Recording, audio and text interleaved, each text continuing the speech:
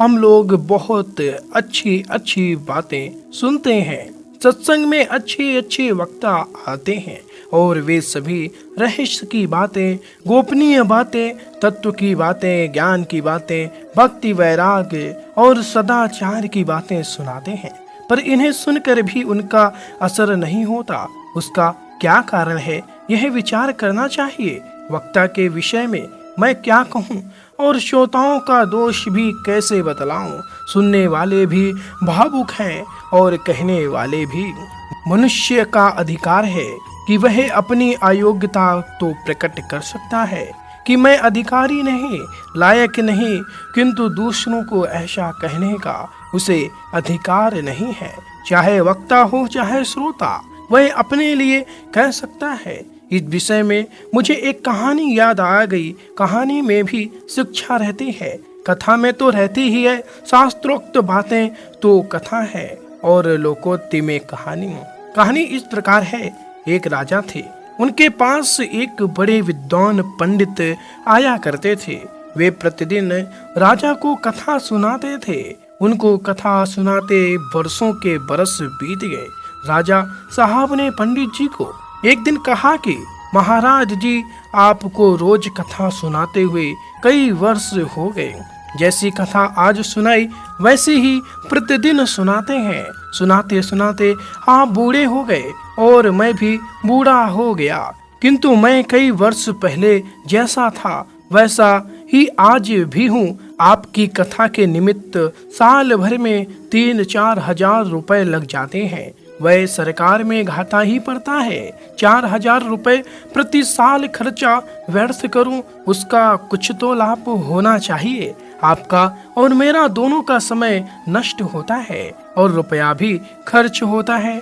इसका उपाय बतलाइए कि सुधार क्यों नहीं हुआ, जबकि आपकी बातें मैं सुनता हूँ और वैराग्य, भक्ति, ज्ञान की बातें कहते हैं, किंतु आपकी बातों को सुनकर न तो मैं भक्त बना, ना ज्ञानी, ना सदाचारी और ना योगी। आप इसका उत्तर 1 महीने के अंदर दें। यदि 1 महीने के अंदर इसका उत्तर नहीं मिलेगा तो यह कथा बंद कर दीजिएगा और आपका वेतन बंद हो जाएगा। आपको अपनी जीविका का दूसरा रास्ता देखना पड़ेगा। यह सुनकर पंडित जी के होश गुम हो गए। पंडित जी विचार करने लगे कि मैं इसका क्या जवाब दूं। पंडित जी इसी चिंता में मग्न हुए जा रहे थे कि रास्ते में उन्हें एक सच्चे महात्मा मिले। वे बड़े विरक्त और त्यागी थे। उनके चित्त में बड़ा वैराग्य था। वे वास्तव में बड़े उच्च कोटि के महापुरुष थे। पंडित जी का चेहरा उदास देखकर उन्होंने पंडित जी से पूछा कि क्या बात है। पंडित जी बोले, बात यह है कि 1 महीने के बाद हमारी रोजी यानी जीविका बंद होने जा रही है। महात्मा ने पूछा, क्यों? उन्होंने बताया कि राजा ने मुझसे एक प्रश्न पूछा है और उसका मेरे पास कोई उत्तर नहीं। प्रश्न यह है कि आप ज्ञान, वैराग्य, भक्ति की बातें कहते हैं और आपकी बातों को मैं सुनता हूँ, किंतु मुझ में ना तो रत्ती भर वैराग्य हुआ, ना ज्ञान और ना भक्त हुए। इसका उत्तर दीजिए, नहीं तो यह खर्चा मैं बंद करूंगा। महात्मा बोले, इसके लिए आप क्यों चिंता करते हैं? इसका उत्तर तो मैं दे दूंगा। पंडित जी बोले, आपके उत्तर देने से तो हमारी हानि होगी, यानी एक हीनता आएगी कि इसका उत्तर पंडित जी नहीं दे सके, इस साधु ने दिया है। महात्मा ने कहा, नहीं, आपकी हीनता नहीं होगी। आप राजा साहब से कह देना कि यह तो मामूली बात है। इसका उत्तर तो हमारे शिष्य भी दे सकते हैं और मैं आपका शिष्य बन जाऊंगा। जब मैं आपका शिष्य बनकर उत्तर दूंगा तब तो आपकी कोई हानि नहीं होगी। पंडित जी बोले, तब तो नहीं होगी। पंडित जी महाराज दूसरे दिन गए। राजा ने फिर पूछा कि महाराज, आपने उस विषय का उत्तर तैयार किया? पंडित जी बोले, महाराज, इसका उत्तर तो मामूली बात है, वह तो हमारे शिष्य भी दे सकते हैं। हमारे ऐसे बहुत से शिष्य हैं।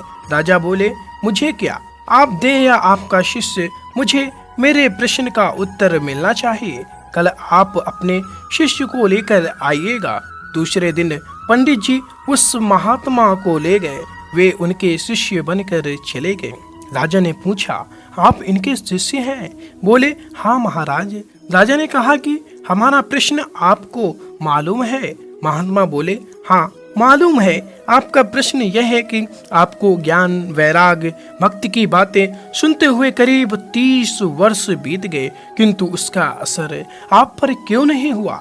राजा ने कहा, ठीक यही बात है। उस शिष्य ने कहा, इसका उत्तर मैं तब दे सकता हूँ जब आप अपनी राज्य की सारी शक्ति तथा अधिकार 2 घड़ी भर के लिए मुझे दे दें।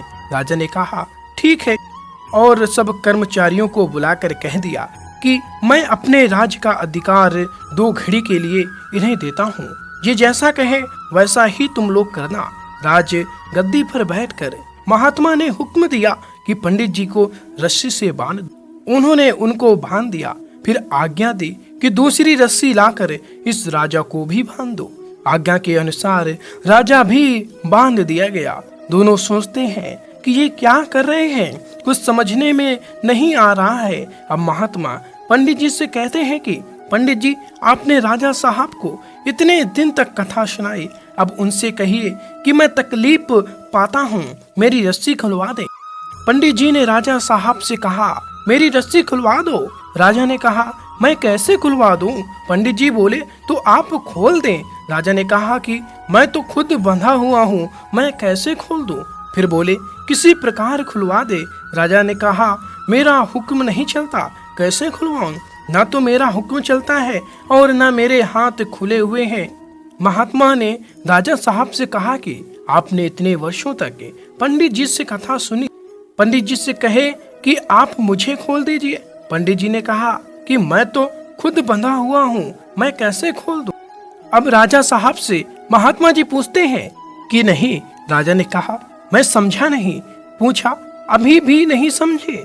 आप स्वयं बंधे हुए हैं तो दूसरे को खोल सकते हैं क्या? आप उन्हें खुद को ही नहीं खोल सकते तो फिर दूसरों को कैसे खोलेंगे? बोले, हाँ समझ गया।